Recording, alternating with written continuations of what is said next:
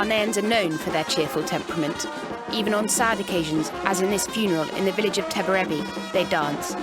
An area in the middle of the rainforest where life is daily getting harder because the soil under their feet is storing a valuable treasure.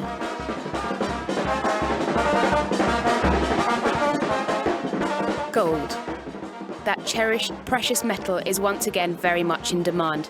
During the last 6 months, its price has shot up by more than 1/3. For the first time in history, an ounce of gold has broken the $1,000 ceiling. The main factor underlying the global market for gold is for adornment and decoration. In India particularly, the demand for jewels is rising fast. Wedding gold is looked upon as life insurance. But for people living in the mining areas of Africa, it is anything but a guarantee of security. Quite the opposite. Here in Western Ghana, where there is the largest concentration of mines, the gold rush has done nothing but intensify the poverty of the region. The South African mining company Anglo Gold Ashanti belongs to one of the largest concerns in the industry.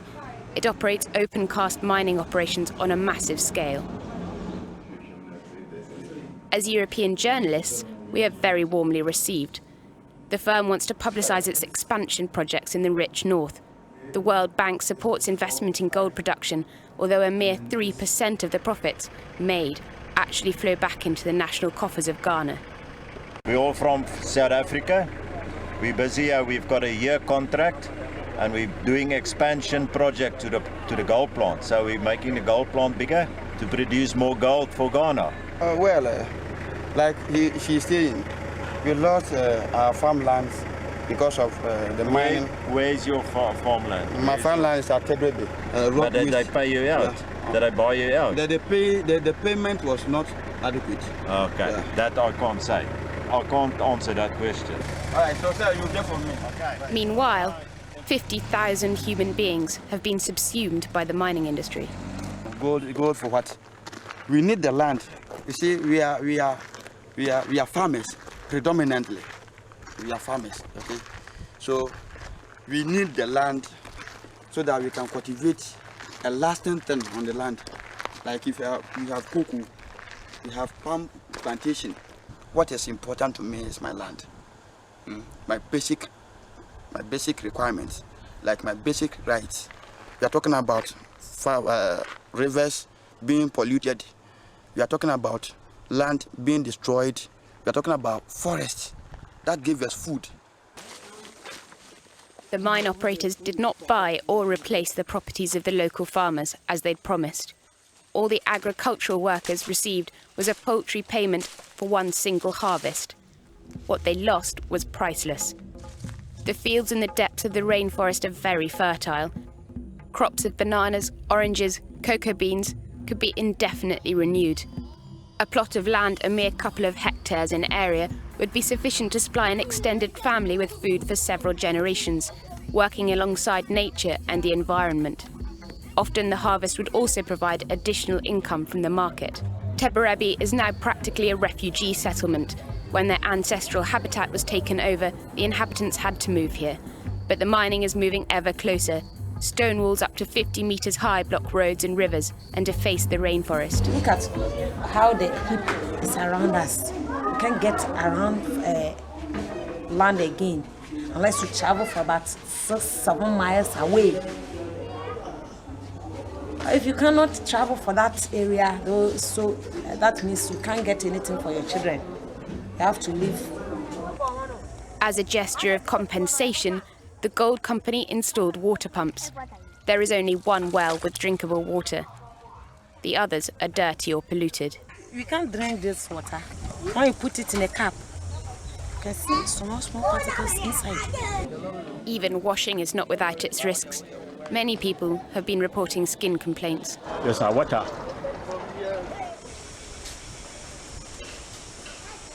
Together with human rights activists, the farmers search for traces of contamination by chemical and organic waste. Their search pays off. Come and see. Where's your condom? This is a condom. It is now a matter of collecting the evidence necessary to defend their rights in court against a powerful company. Fecal matter that comes into this forest automatically ends up in the river Angunabeng and its tributaries, which serve as a source of drinking water for the communities in this area. This wastewater originates in the toilet facilities of the privileged mine employees. However, what is of greater concern is the danger of leakage of chemicals that are used in gold production. Ziamid, a highly poisonous substance rejected in most EU countries because of the environmental risk, is commonly used in Africa. Can you pay? Show me. The company assures us that the noxious materials remain with a closed cycle and thus do not pose any danger. Furthermore, gold mining is promoted as a blessing and a benefit. The positive part of the mine basically is making money for shareholders, making money for government and employees. We are also very responsible to social responsibility, corporate social responsibility, where we do donations, where we help the communities within the concession to alleviate poverty in the provision of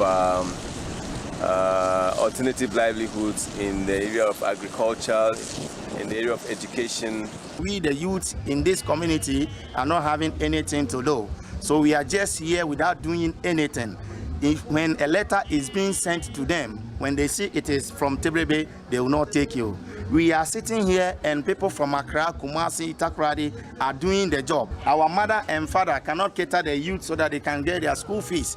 Now, even education is a problem to us. Once the mining company realises that we are also talking to the native population of the area, their friendliness evaporates.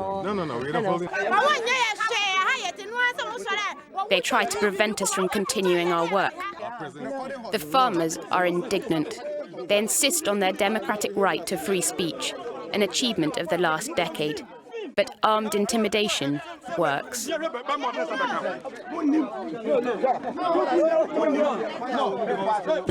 Nobody here wants to end up like this disabled farmer. He was shot at by a guard and hit. Any town where there is this mining going on, they are also facing the same problems. Ghanaians, we don't like that demonstrations because for wars and conflicts, it's not good. Because when I make that demonstration, I will go and spoil so many things, and it will bring either war or conflict. Why would this my baby be? It is not good. So we are just living in the grace of God. The people of Teberebie search for comfort in the Pentecostal church. They're hoping for a miracle to save them from the curse of gold.